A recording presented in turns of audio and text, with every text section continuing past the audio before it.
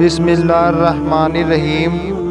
ایک مرتبہ حضور پاک صلی اللہ علیہ وسلم کی خدمت میں قبیلہ قریش کا ایک نوجوان حاضر ہوا۔ اس وقت سبھی صحابہ کرام بارگاہ رسالت میں موجود تھے۔ اس نوجوان شخص نے عرض کیا، یا رسول اللہ علیہ وسلم، میں آپ کا ہر حکم مانوں گا، بس آپ مجھے ایک گناہ کی اجازت دے دیجئے، کیونکہ میں اس گناہ کے بغیر نہیں رہ سکتا ہوں۔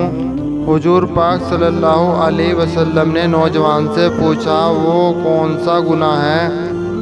تو وہ نوجوان کہنے لگا، آپ مجھے بدکاری کی اجازت دے دیجئے، کیونکہ اسے چھوڑنا میرے بس کی بات نہیں ہے۔ اس موقع پر اگر کوئی دوسرا جاہد یا مبلغ ہوتا تو شدید غصے کا اظہار کرتا اور عین مقیم تھا کہ اسے اپنی مجلس سے نکال دیتا، لیکن قربان جاؤں اس رحمت دو عالم محسن انسانیت حضور اکرم صلی اللہ علیہ وسلم پر ذرہ بھر بھی سکن نہ آئی۔ تمام صحابہ کرام بارے حیران ہو کے یہ منظر دیکھ رہے تھے۔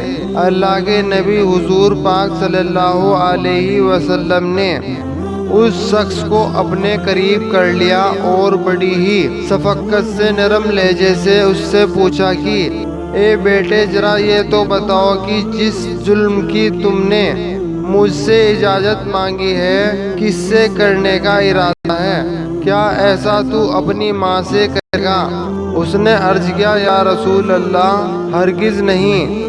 کیا کوئی اپنی ماں سے ایسا ارادہ کر سکتا ہے؟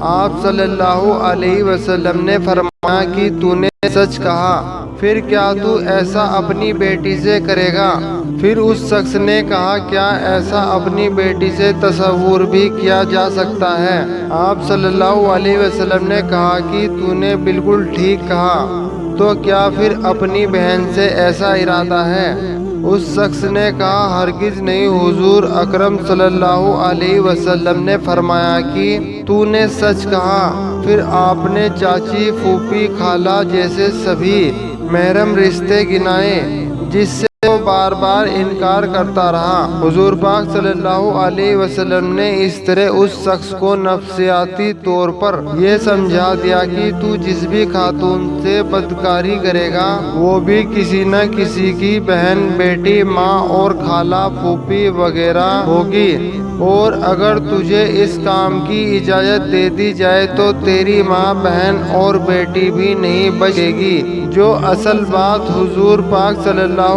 علیہ وسلم اس شخص کو سمجھانا چاہتے تھے، وہ اس کے دل میں بیٹھ چکی تھی۔